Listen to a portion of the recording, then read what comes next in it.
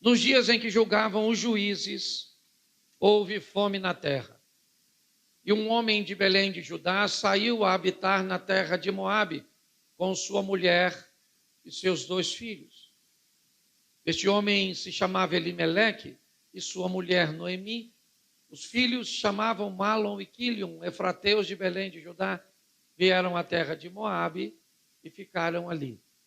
Morreu Elimeleque, marido de Noemi, e ficou ela com seus 2 filhos, os quais se casaram com mulheres moabitas. O nome de uma era Orfa e o nome da outra Rute, e ficaram ali quase 10 anos.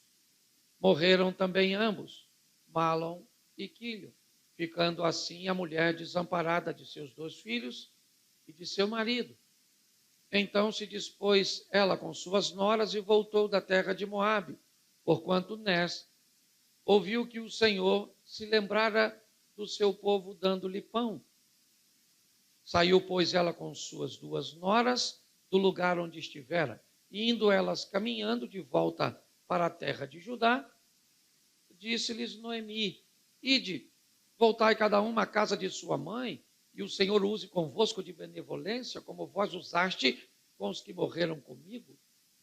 O Senhor vos dê que sejais felizes, cada uma em casa de seu marido, e beijou-as. Elas, porém, choraram em alta voz, e lhe disseram: Não, iremos contigo ao teu povo. Porém, Noemi disse: Voltai, minhas filhas, porque ireis comigo? Tenho eu ainda no ventre filhos para que vos sejam por maridos? Tornai, filhas minhas, ide-vos embora, porque sou velha demais para ter marido. Ainda quando eu dissesse tenho esperança, ou ainda que esta noite tivesse marido e houvesse filhos, esperava-vos até que viessem a ser grandes, abster-vos-ei de tomardes marido?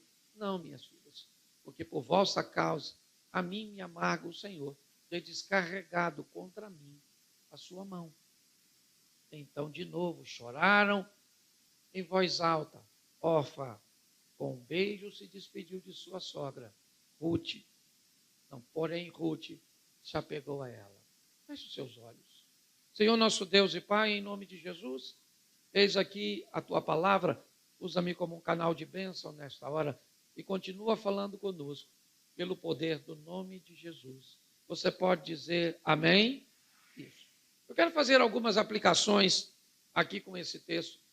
Primeiro, por ser uma história de família e por ser uma história bem intensa no que diz respeito a acontecimento, a fatos, e podemos comparar com aquilo que nós enfrentamos no cotidiano. Já viu que é uma história de família, inicialmente marido, certo? Esposa e 2 rapazes. A primeira coisa que nós vamos ver que essa família vai enfrentar é uma boa crise. O texto abre dizendo que houve fome na terra. Aquela família vai ter que sobreviver a uma crise.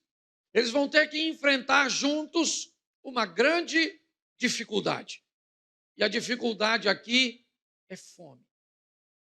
Aqui uma fome de fato, onde talvez um Bolsa Família poderia salvá-los. Onde o dinheiro poderia preencher. Mas eu quero fazer uma adaptação para a nossa fome atual. Aquilo que vivenciamos dentro da nossa casa. Muitas vezes, ao abrir a porta da despensa, da geladeira, não vejamos a geladeira ou a despensa vazia. Mas as famílias hoje enfrentam uma outra fome. E ela contém alguns elementos que eu gostaria de aplicar. Do que as pessoas hoje estão famintas. O que elas querem hoje de fato. Se nós fôssemos falar de sobrevivência, aí estaríamos falando de alimento. Mas para sobreviver, na verdade, de fato, precisamos apenas de 3 recursos. Utilizando eles, todos os outros animais sobrevivem bem. Água, alimento e abrigo. Com esses 3 recursos, nós somos capazes de viver, ou melhor, de sobreviver. Se tivermos um lugar para nos abrigarmos, para nos protegermos, quer das intempéries, quer das feras, se tivermos alimento e se tivermos água, isso é o suficiente para que pessoas prosperem. Outras decisões e posturas precisarão ser tomadas, é verdade.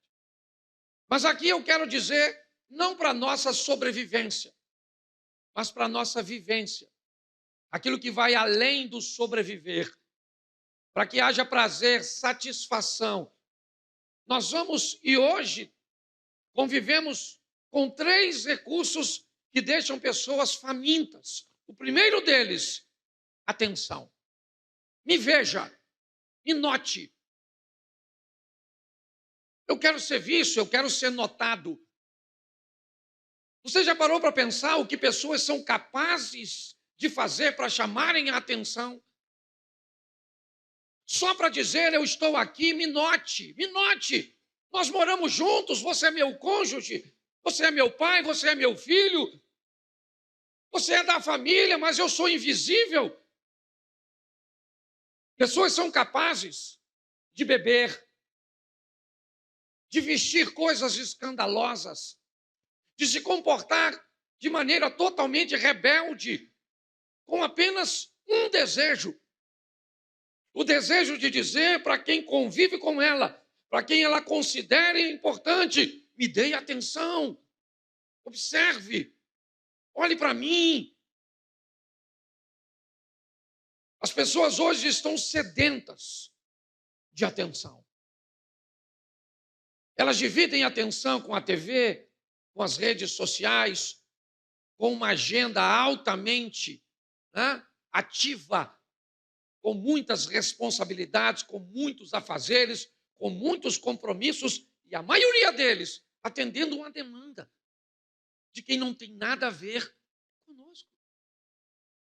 Queremos agradar, atrair a atenção, conseguir um like, onde muitas vezes a nossa esposa, os nossos filhos, os nossos pais ficam sem atenção nenhuma. Já vi casos de mulheres se tornarem atraentes e de muitas vezes oferecer um nível de atenção para um outro homem com o único propósito: chamar a atenção do seu. Já vi filhos entrarem nas drogas, agirem de forma rebelde e andarem em companhias inadequadas, que não tinha nada a ver com o seu convívio, o seu ambiente de criação, porque estavam com fome. Com fome de atenção. Segundo elemento, carinho. Carinho. As pessoas estão famintas por carinho. Cuide de mim. Não apenas me note, mas se preocupe comigo. Cuide de mim. Pergunte onde eu estou. Me pergunte se eu estou bem. Cuide de mim. Cuide. Às vezes basta uma ligaçãozinha, um abraço, um sorriso, um aperto de mão, um nível de atenção. Você pode ajudar alguém. A primeira coisa que você pensa nesse ambiente atribulado é: como eu vou ajudar as pessoas se eu não tenho dinheiro? As pessoas estão com fome, sabe, de carinho. Me note, certo? Cuide, se preocupe comigo. Às vezes no emaranhar de gente, é tanta gente, e às vezes vem alguém na minha cabeça, porque não dá para vir todo mundo ao mesmo tempo, senão eu vou ficar doido. Mas aí eu ligo para alguém, ou encontro com alguém e digo: cara, eu estava sentindo sua falta, já faz alguns cultos que eu não te vejo. E aí a pessoa começa a chorar. Eu fico: sério? O senhor notou a minha ausência? Hoje, a despensa está cheia.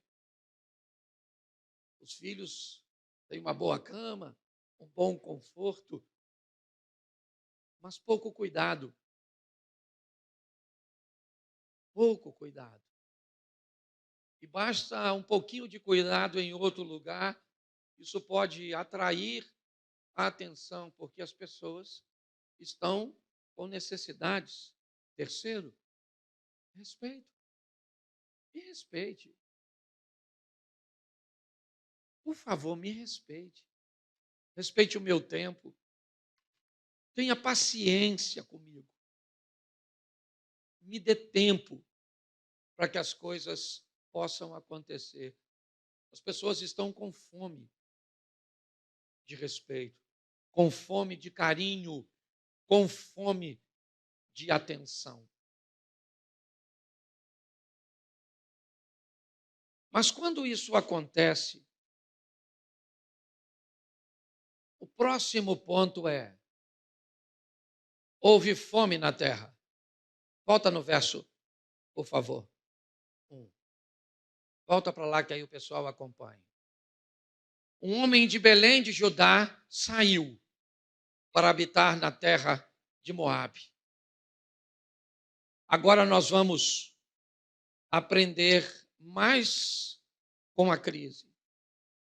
Ela vai precisar impor um nível de mudança. Mudança, transformação. Qual é o grande problema das mudanças quando o assunto é família? Não costuma haver sincronismo na mudança. Normalmente, as mudanças não acontecerão de forma simultânea. E aí nós teremos um sério problema. Se não dá para mudar os dois ao mesmo tempo, se é quase impossível ver marido e esposa mudando, pai e filho mudando, sogra e nora mudando ao mesmo tempo, o resultado dessa equação é extremamente problemático. Por quê? Quem é que muda primeiro? Quem é que vai mudar primeiro? Mudanças. Elas são difíceis. Eu tenho vivido e imposto sobre mim um nível de mudança em algumas coisas. Eu gosto muito de falar de mim mesmo, algumas pessoas não gostam disso, mas eu gosto porque aí eu sou minha matéria-prima. Então, eu sou um cara que eu tenho dificuldade de pegar a quinta camiseta da gaveta sem bagunçar as 4 de cima. Eu tenho dificuldade de pegar algo aqui para usar aqui e depois colocar aqui. Eu tenho dificuldade de fechar o que eu abri. Eu tenho. E eu estou numa guerra com o Cláudio. Eu vivi isso agora, eu falei com o Mério, querido, você tem um cortador de unha que nós mudamos de casa, está meio que ainda se ajustando. E foi exatamente essa mudança de casa que me fez mudar de postura. Aí ela falou, está lá na minha sacolinha. Aí eu fui lá, peguei, achei. E assim que eu peguei a sacolinha, que eu botei em cima, que eu peguei o cortador, já me deu vontade de deixar a sacolinha em cima, para não perder tempo. Aí eu peguei a sacolinha, fechei, botei, fechei e fui cortar a unha. Cortei a unha.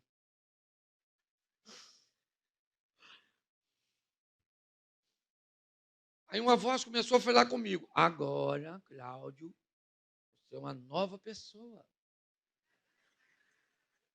Você já vai morar no céu, você só tem que aprender a ser mais... Volta lá, pega aquela sacolinha, abre de novo. Aí eu já pensei, por que eu fechei? Fui lá. Eu queria Não. Foi fácil? Não. Mas talvez você, engraçadinho, pense assim, pastor, eu tenho a maior facilidade de fazer tudo isso. Claro, porque você já adquiriu o hábito. Mas quem não tem? Mudança é um negócio difícil. Mudar não é fácil, não. Mas é necessário as mudanças. Ou elas são necessárias. Mas nós temos um problema gravíssimo quando o assunto é mudança. O primeiro é mudar. Sim ou não? Mas se você pensa que esse é o maior, você está muito enganado. Mudar não é tão difícil quanto depois que você mudou, continuar vivendo com quem não muda. Porque você, quando muda, você descobre que é possível. E aí você agora se torna intolerante com as pessoas, porque eu mudei. Mas aí você pega seu filho, que tem 14 anos, e você tem 60, e mudou agora. Seu menino só tem 14. Ele ainda tem 46 para mudar. Mas como você conseguiu a mudança agora, você não tolera mais. Então, nós vamos precisar de mudança. Famílias precisam, tem períodos, tem crises que vão precisar nos expor a um nível de mudança. Posso ouvir um amém? Terceiro ponto. Eu quero ver com você. O primeiro é aprender a lidar com as crises. Amém? Aí nós vamos precisar mudar. Posso ouvir um amém? E o próximo ponto é que o cara está fugindo de Belém para não morrer, muda para a terra de Moabe e acaba morrendo. Deixa eu te falar uma coisa. Família precisa aprender com perdas. Faz parte. Nós vamos ter que aprender com perdas. Que nessa família vem em dois modelos. Um, falecimento. O tal do homem morreu. O Elimeleque. Morreu. Eu faço isso nos meus eventos, palestras e shows. Deixa eu ver como é que funciona aqui. Levanta a mão, por gentileza. Todas as viúvas. Tem viúva aqui? 1, 2, 3, 4, 5, 6, 7. 7 aí tem? 7. 7 aqui tem? 8, 9. Aqui tem? 9 viúvas. 10 viúvas. 10 viúvas. Isso lá. 11 viúvas. 11 viúvas. Tá bom, 11 só. É quase grupo de extermínio. 11 viúvas. Olha como é que as coisas funcionam. Estava na Bíblia e vai estar aqui agora. Pelo menos na maioria dos lugares. Levanta a mão, por gentileza, todos os viúvos.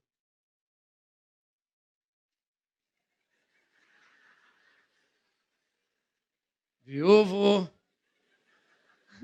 Morreu, né? Morreu. Morreu junto com a viúva. Morreu.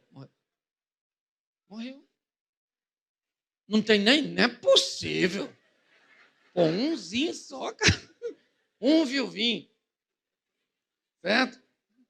Não é quem tem vontade, não. Certo? Diz, Abner, que só tem 3 vidas melhor do que a de um casado. Um solteiro, um viúvo ou um morto. São as 3 vidas melhor do que de casado. Mas volte para mim aqui, porque eu quero dizer algo muito importante em você. Essa família vai ter que lidar com perdas, e ela está em 2 modelos. O primeiro é com falecimento.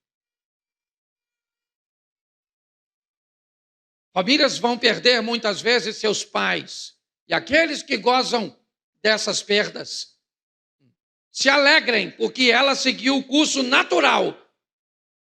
Agora, quando um pai tem que sepultar um filho, aí é um grande desafio. Não estou dizendo que é a dor de perder. Eu só estou expondo que famílias precisam estar, nós precisamos estar preparados à perda, e não apenas por morte, mas também por desistência. Eu não sei se você viu nesse texto, mas uma das noras resolve ir embora daquela família por opção. E às vezes a sua família vai viver isso. Um filho resolveu ir embora por opção.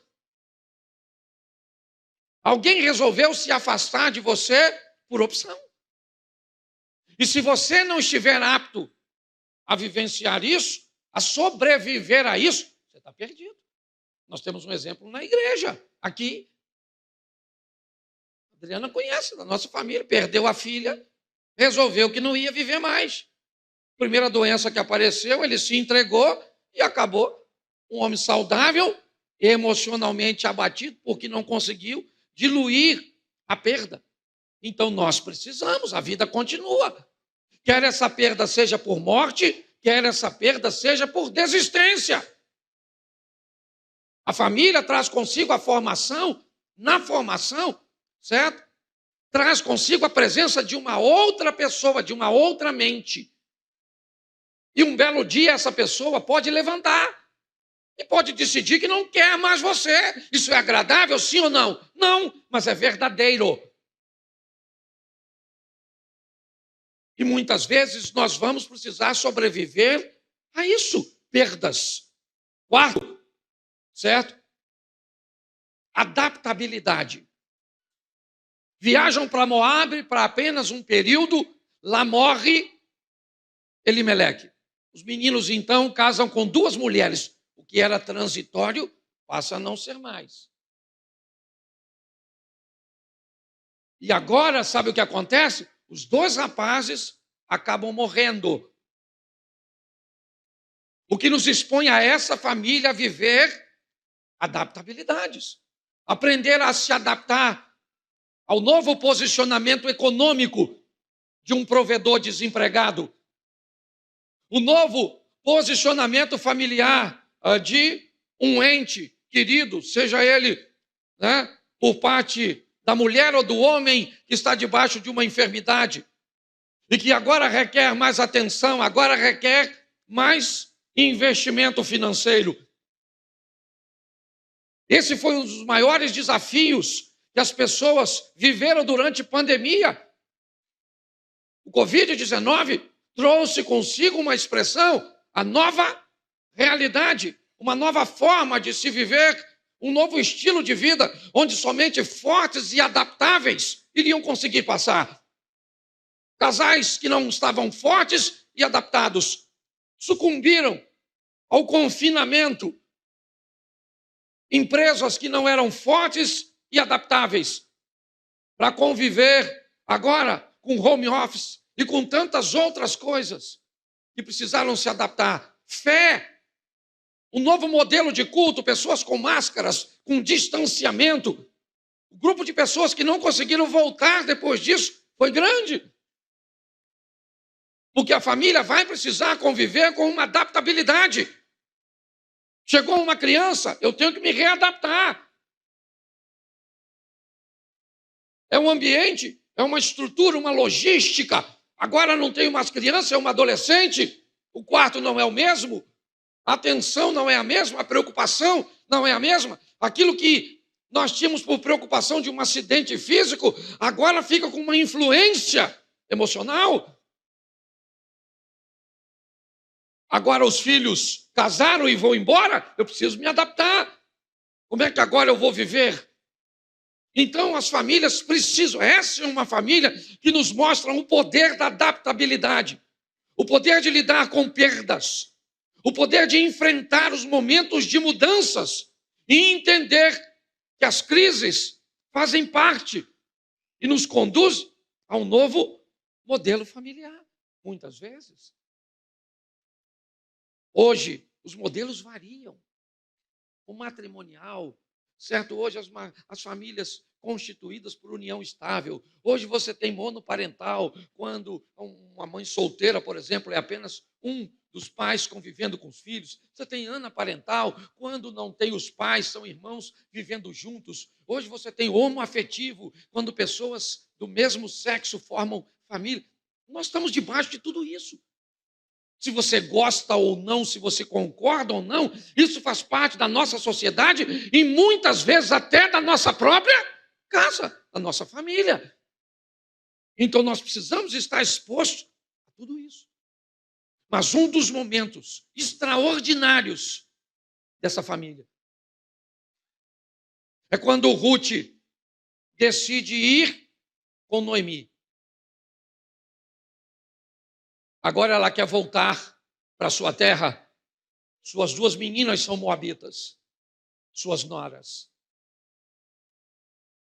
Noemi sabe que se tem um povo que é seletivo, esse povo é o seu. Eles não vão casar com mulheres estrangeiras. Isso é contrário à lei do Moisés. Está lá nas Escrituras. Elas não são mais virgens. Isso seria uma vergonha para o homem. Por isso, Noemi diz: as duas meninas vão embora, casem-se de novo. Eu vou alforriar vocês. E neste momento, nós vamos ter duas posições nessa família. Alguém que desiste e vai embora agora por desistência. E a outra que diz: eu não vou embora, eu vou ficar com você. Mas você tem a liberdade de ir. Eu tenho a liberdade de ir, mas eu não vou, eu vou ficar. Eu decidi ficar. Eu gosto desse parâmetro de liberdade para as duas e da escolha. Escolha. As duas escolheram. É lógico que nunca mais você ouve falar de órfã, porque normalmente a Bíblia não dá muita ênfase aos desistentes. Certo? É assim que funciona. Mas nós vemos aqui que havia uma opção, ou havia opção, a liberdade de escolhas. Agora elas voltam, depois você lê, são 4 capítulos, é extraordinário. Elas voltam para o território de Moabe, e lá elas precisam encarar a vida de uma outra forma. 2 mulheres viúvas, sem filhos. Sabe o que elas têm a seu favor? Uma lei. E que lei é essa? A lei que elas ficam favorecidas pelo resto das coisas. É isso. O que sobra de uma colheita, um milho mal formado, certo? Uma espiga mal feita, defeituosa, aquilo que não serve para mercado, aquilo que o trabalho para beneficiar fica mais caro. Então deixa para essas pessoas. Agora nós vemos uma família que vai ter que aprender a encarar sua realidade. Você viu aqui no monólogo? Encarar a realidade. Estou sem desejo sexual. Eu estou sem paciência com você. Eu estou por aqui. Nós não estamos bem. As coisas não estão boas. Uma família precisa olhar para o momento ruim.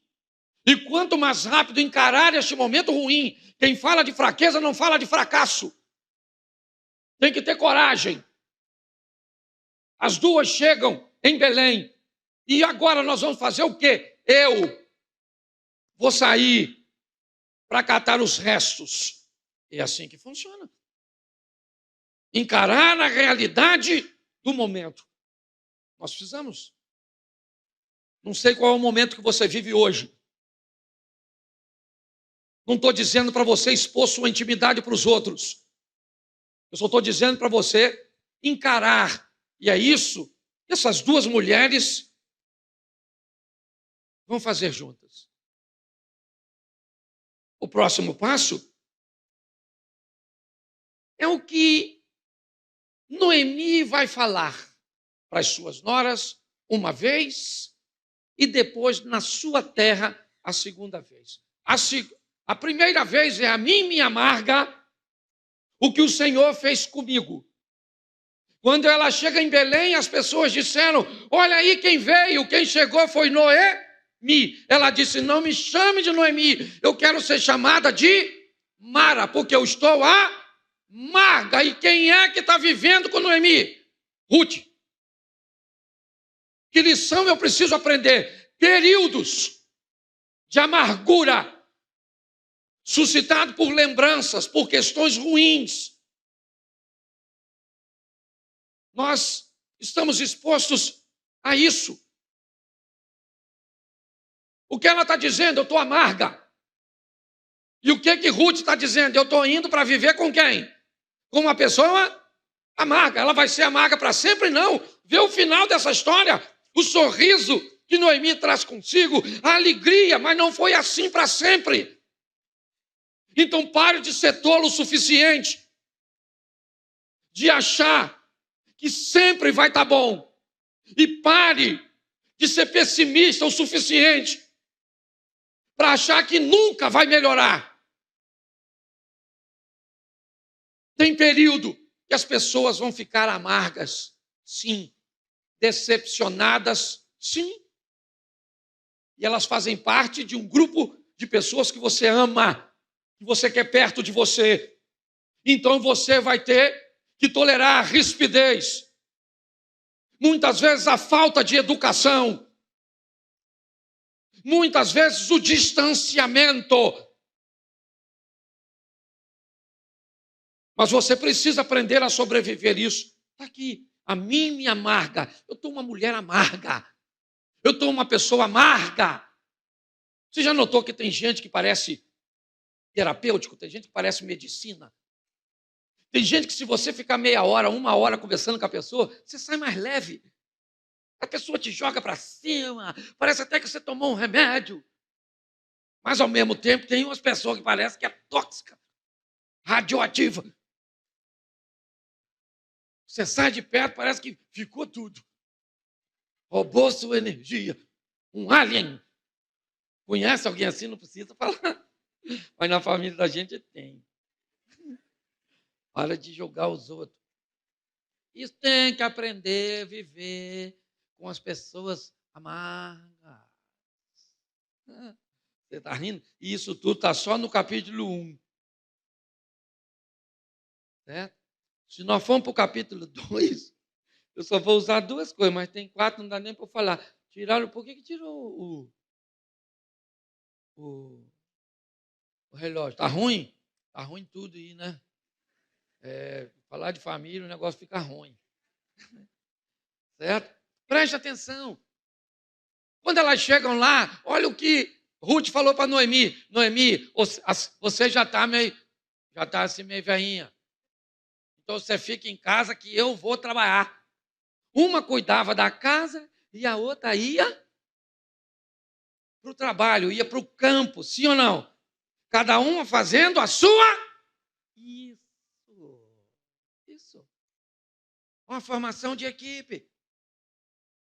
Onde cada um faz a sua parte. Qual é a parte do nervoso? Me ajude aí. Qual é a parte do nervoso? Fala assim, ficar nervoso. Qual é a parte do que não está nervoso? Ficar enquanto o outro... Isso, revezamento. Deixa eu te falar, todas as vezes que você ficar nervoso assim. Pastor, senão eu explodo. Então você vai mandar um áudio para você mesmo. Você ficou nervoso, você quer xingar o Abner, você quer falar um desaforo para o Abner. Aí você fala, o Abner, olha, você vai para os infernos, o inferno é pouco. Você vai para o quinto dos infernos, você com Uzia, com todo mundo, vai todo mundo, tudo. Mas aí você manda para você. Deixa para mandar para o Abner amanhã. Amanhã você fala, esse, agora eu vou escutar tudo. Eu vou mandar para o Abner. Quando você clicar, nossa, essa pessoa que está falando isso aqui, meu Deus do céu, está violento. Não. Ainda bem que eu não. Isso. Vai aprendendo. Virou um culto de autoajuda. E eu nem falei dos demônios ainda, porque o demônio não precisa. Tem gente que dá conta sozinho. O diabo nem fala, não vou lá não, na casa de fulano. Aquilo é uma doideira só. Não ando com aquela família não, que aquilo vai queimar meu filme. Quando eu vou lá, eles falam, tem um linguajar que me deixa até vermelho. É mais ou menos assim. Você sabe do que eu estou dizendo. Certo? Então é assim. Vai brigar com o filho? Tem que ter os dois. Um dá uma dura e o outro alivia. Calma, esse menino é bom. Inteligente. Mas não. Tem inteligência, ainda não achou na cabeça dele, mas está aí em algum lugar. É nosso filho. Aquela coisa. Na próxima crise você reveza. O bom fica ruim, o ruim fica bom. Trabalho em equipe, isso aí. Tá certo? Família precisa conviver com isso. Posso ouvir um amém? E quem é que está olhando para isso tudo? Deus. Deus está olhando para a crise, para as mudanças, para as perdas, para a adaptabilidade, para o novo modelo, para a liberdade das escolhas, para encarar a realidade, certo? Para viver com gente amarga, para observar o trabalho em equipe. Então Deus entra em cena no capítulo 2. A Ruth está lá catando as coisas, toda suada, toda bagunçadinha. Quem é que chegou? Hã? Isso, Boaz. Quem é? O latifundiário, o dono das terras. O cara chegou naquele camelão 2.0. Isso, desceu. Deu uma olhada naquele povo, tudo trabalhando para ele. Tudo trabalhando para ele. Viúva pra caramba. Só trabalhando. Ele olhou e falou: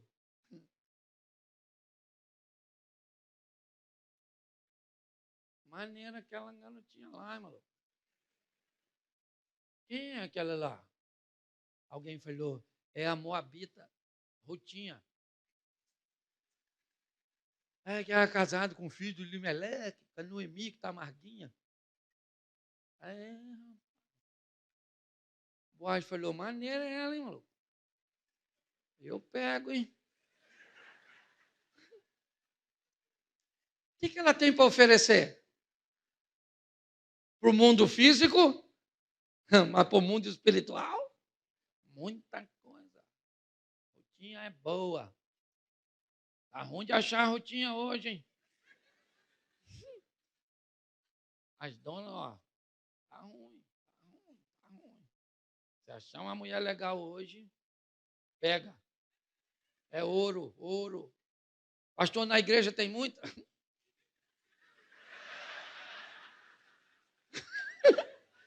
Tem não, olha direito. Tem umas cabritas que parecem ovelha, mas não vai não, maluco. Falo mesmo, estou na igreja que eu pastorei, que se dane. Tem homem bom? Tem muito homem bom? Hoje, se você acha um homem, ele não é macho. Se você acha um macho, ele não é homem. E se você achar um macho que é homem, está casado. O que é macho, pastor? Macho é o cara que gosta de mulher, cerol. Cara mesmo. O que é homem? O homem é o cara da obrigação. O homem é o cara distinto, decente, trabalhador, honesto, fiel, bom pai, bom marido. Isso. Qual é o problema? Encontrar os dois num recipiente só. Hoje, às vezes, o cara é homem, certo? O cara é homem, trabalhador, honesto, decente. Aí você casa. Tem cerol não. Eles têm dor de cabeça, não quer fazer amor. Brigou com a mulher, não. Perdi a vontade. Você é louco, rapaz. Você pega primeiro e perdão depois. Olha a verdade.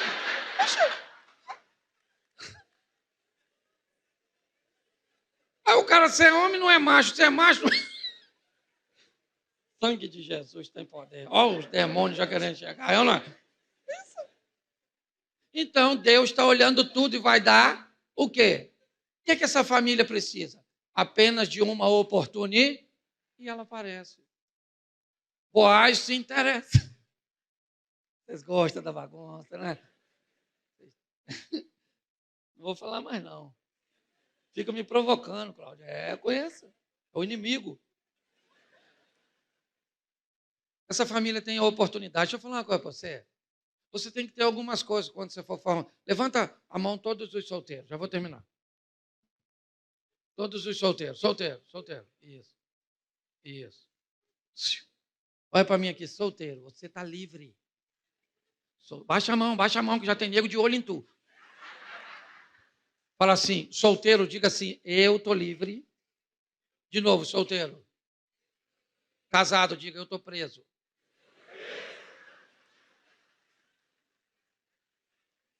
Viu só? Como é que eles gritaram? Quer ver? Vamos tentar de novo. Casado, diga. O que é isso? Pedir de socorro. É isso aí. Você está rindo? Mas é sério. Então não tem mágica quando o assunto é casamento. Nós precisamos aprender. Tem algumas coisas, não dá para eu falar, porque cada um desse negócio aqui é um ponto. É muito assunto por um dia só. Mas domingo que vem eu vejo se eu faço de novo. E vai embora, porque eu vou repetir a mesma mensagem. E se seu marido não pegou na primeira, não pega na segunda. Deixa ele digerir semana que vem, tá certo? Posso ouvir um amém? Mas é uma oportunidade. O que eles precisam é de uma oportunidade e eles vão receber. O Boaz se interessa por Noemi, que começa catando restos. Ruth, perdão. Se interessa por Ruth, que começa catando restos. Não é assim que ela começa? Porque você deve começar com o que você tem, é a sua realidade. É um pouquinho. É isso. Não estou dizendo que depois de tanta crise, tanta dificuldade, tanta afronta, tanta humilhação, tanto isso, tanta traição, não dá para pagar. Isso aqui não é emoção, não é gaveta, não. Você fecha uma e abre outra. E tudo que estava aqui fica escondido. Não é assim que funciona, não. Sua emoção é como uma malha de rede. Está tudo interligado. O que nós precisamos é aprender a lidar com essas etapas. Vão vir crises que vão pedir mudanças e vamos enfrentar perdas. Vamos precisar de adaptabilidade, muitas vezes criar um novo modelo, ver as escolhas sendo feitas, onde nós oferecemos liberdade de escolha, certo? Encarar nossa realidade atual, certo? Aprender a conviver com períodos de amargura de pessoas cujas quais nós amamos, entender o trabalho de equipe onde cada um faz a sua parte, ok? Entendendo que há um Deus que está olhando para tudo isso e vai nos dar a oportunidade. A amarga Noemi termina no capítulo 4 segurando um neto chamado, como é que era o nome do neto? Obed. Obed é pai de Jessé, que é pai de, ou seja, a moabita estrangeira, olha só, é a avó do rei Davi. O que ela recebeu? Uma oportunidade. Ela termina rindo e as outras mulheres dizendo para ela, como você é abençoada. Como você é próspera, Noemi. Você é um exemplo.